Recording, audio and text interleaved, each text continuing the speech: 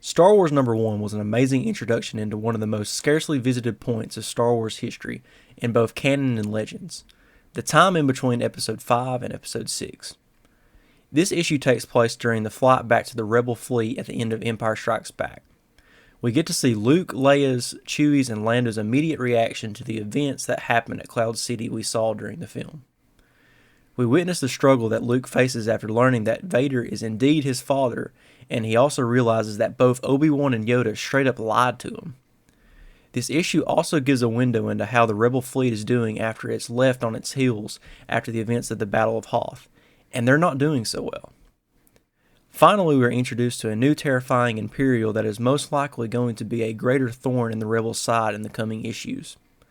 But before I get into the spoiler section of the video, I will say that this issue has really got me excited for this series. When I first heard that Charles Soule was heading this comic series, I was super pumped, as there hasn't been a single comic issue that he's published that I haven't enjoyed. And after reading this first issue, I'm even more excited for what's in store. But with that being said, beyond this point, there will be spoilers for the Star Wars issue #1. We open to a recap of the Vader-Luke duel we see in the movie, where Luke ultimately loses his arm. It cuts to the limbless Luke listening in as Leia and Chewie argue with Lando that they should chase after Boba Fett and rescue Han. But Lando tells them there isn't any viable options of rescuing Han and that they have to wait for the right time. We also see the anger and distrust that the heroes still have towards Lando. After being fed up with Lando, Leia comes to Luke's side and asks him what happened back on Cloud City. He then tells her that he reached out to Ben through the Force, but he never got an answer. The heroes then set a course to head back to the Rebel fleet. We cut to the Rebel fleet and see that they're getting utterly obliterated by the Empire. X-Wings and Nebulon frigates alike are being blasted out of the sky. We then are introduced to what likely will be the recurring villain in this new series, Commander Zara. She is shown to be an intelligent and apt battle strategist commanding the fleet that is destroying the Rebel cell. She is even shown to be a good shot as she orders a cannon to be put on manual control and shoots a remaining X-Wing out of the sky. We then cut to Kez Dameron, and if that name sounds familiar, it is. Kez is the father of Poe Dameron and is an elite soldier for the Rebel Alliance. Him and his wife, Shara Bey, were both introduced in the Shattered Empire comic, which I highly recommend, especially if you played through the Battlefront 2 campaign. Both of Poe's parents are part of an elite Rebel Special Forces group called the Pathfinders, which are some of the baddest guys and gals the Rebellion ever put together. Pretty much these guys are the canonized version of Wraith Squadron from Legends. But Kez is staring out the window worrying about his wife, who is flying around in the A-Wing swarmed with TIEs. And as Shara Bey is planning a defense plan, she spots the Millennium Falcon arrive out of hyperspace. This causes Commander Zara to direct all her firepower at the Millennium Falcon, claiming it is a disgrace that that same ship has evaded Imperial forces too many times.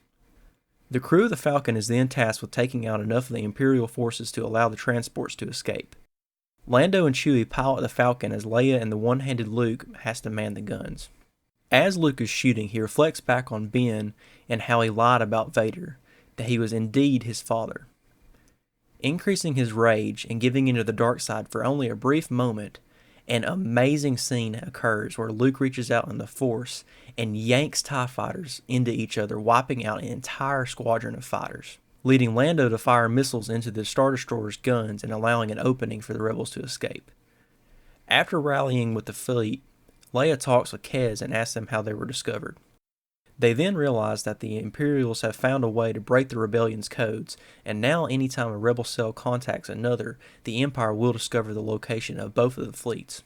And with that, their fleet cannot contact any other fleet to warn them, as it will condemn both parties, and the Imperials will know their location. We then cut to Luke calling out to Master Yoda in the Force. Again, he receives no answer. Once again giving into the darkness, Luke releases a force blast, nearly shattering the ship glass behind him. And I really like this. It's R2 that finally brings Luke back to himself. Luke then admits to himself that he feels confused, afraid, and angry, things that a Jedi should not ever feel, and they're all paths to the dark side. He then questions if he should even become a Jedi at all. And then Luke ends the issue with the question, if I'm not meant to be a Jedi, then what am I? I really like this issue. My favorite part was Luke's struggle with the realization that his father is Vader. I just love how he gives straight into his emotions and taps into the dark side. That's not something we really see much at this time point. And it actually gives us some good insight on his journey into Return of the Jedi. Because if you remember, Luke isn't afraid to tap into the darkness in Return of the Jedi. We see him force choke Jabba's guards. We see him wail on some thugs on the sail barge. Those are all things that aren't really Jedi-like. And it all starts right here. And finally, we get a real window into Luke's attitude towards Obi-Wan and Yoda straight up lying to him. He understandably is infuriated. I'm really interested in where this story is headed. It's going to be very interesting to be finally getting stories out of the times between The Empire Strikes Back and Return of the Jedi. Because really, apart from the Shadows of the Empire project and a select few comics, this area is completely untreaded. And right now, there is no one I trust more to blaze that territory than Charles Soule. Everything the man touches is great. The Vader series, the Poe Dameron comic, and surprisingly the Lando run were all fantastic stories, and I just can't wait for what's in store. If you enjoyed the video and are interested in Star Wars comics, and would like to see a specific one reviewed, please let me know in the comments. As I mentioned in the last video, I plan on doing a read-through of most of the Legends novels, starting with Timothy Zahn's Thrawn trilogy. But reading through the novels takes some time, especially when you're a full-time student and have a part-time job. So since it will take so long for my reviews for every novel, I would like to review some of these smaller comics to fill in the gap. So please, if you want me to talk about a certain comic series, please feel welcome to suggest one and I will gladly review it. But that's all I got for today. I hope you guys have had a great day, and as always, God bless, and may the Force be with you. So what'd you think of the video? I'm just getting started in YouTube and would really appreciate the feedback. If you want to, subscribe to us where we review and talk all things Star Wars. Movies, TV, books, comics, video games. If it's Star Wars, we're talking about it here on Star Wars Reviewed.